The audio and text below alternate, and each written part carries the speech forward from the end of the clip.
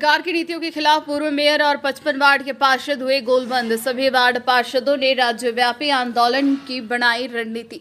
आपको बता दें कि एक तरफ झारखंड प्रदेश में विधानसभा उपचुनाव, पंचायत चुनाव और लोकसभा चुनाव अपने तय समय पर हुए, लेकिन दूसरी ओर कोरोना महामारी का बहाना बनाकर जिस नगर निकाय चुनाव को पिछले 4 साल पहले लंबित रखा गया, उसके भी 50 माह से अधिक हो गए।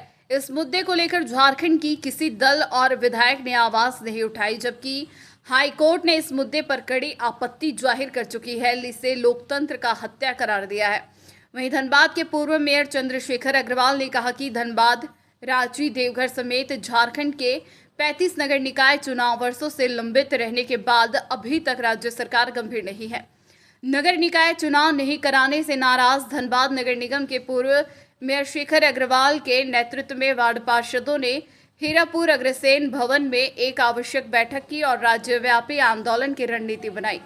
सभी वार्ड पार्षदों ने अपने अपने सुझाव दिए, साथ ही कहा कि राज्य सरकार के कान पर जूं तक नहीं रेंग रही। वहीं पूर्व मेयर ने कहा कि हम लोग दबाव बनाकर कोशिश करेंगे कि विधानसभा चुनाव से पहले झारखंड में नगर निकाय चुनाव होनी चाहिए।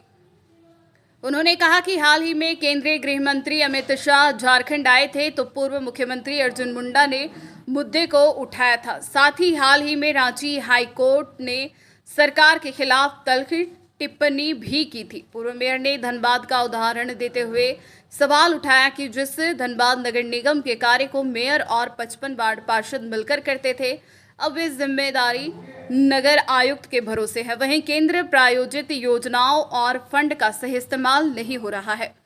करोड़ों की पेयजल योजना लंबित पड़ी हुई है। देखिए, आज 50 महीने हो गए धनबाद में निकाय चुनाव को संपन्न जो नहीं हुए। 50 महीना पहले निकाय चुनाव ड्यू था, आज तक नहीं हुआ। कोरोना का बहाना लिया गया कि कोरोना के चलते चुनाव नहीं हो सकते हैं। उसके बाद राज्य में सारे उपचुनाव हुए, राज्य में सारे लोकसभा के चुनाव हुए, मुखिया के चुनाव पूरे ग्रामीण एरिया में हुए, उसमें कोरोना नहीं था। लेकिन नगर निगम के चुनाव में राज्य सरकार को कोरोना दिख रहा है। हद तो तब हो गई जबकि हाईकोर्ट ये बोलने के लिए बाध्य हो गया कि ये लोकतंत्र की हत्या है। और इतनी कड़ी टिप्पणी के बाद अगर जो इस व्यवस्था से जुड़े हुए हैं, जितने पार्षद हैं, पूर्व पार्षद हैं, जितने भी नगर निकाय में इंटरेस्ट रखने वाले लोग हैं, वो अगर अब नहीं जगेंगे हाईकोर्ट की इस टिप्पणी के बाद, तो फिर इस प्रदेश का भगवान मालिक है। क्योंकि हाईकोर्ट को भी अब पब्लिक का सपोर्ट चाहिए। हाईकोर्ट और सुप्रीम कोर्ट बोल बोल के इस सरकार को थक गया कि आप चुनाव कराओ, चुनाव कराओ, लेकिन सरकार के कान पे जूं नहीं रेंग रही है कि चुनाव कराना है। इसलिए हम लोग आज सारे पार्षद लोग से बात कर रहे हैं कि हम लोग को क्या करना चाहिए।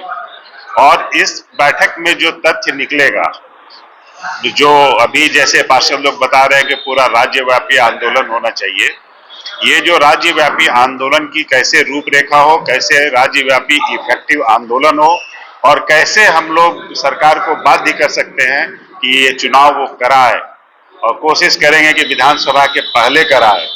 इसके लिए हम लोग सब कमर कसेंगे और सरकार को हिलाने का प्रयास पूरा करेंगे।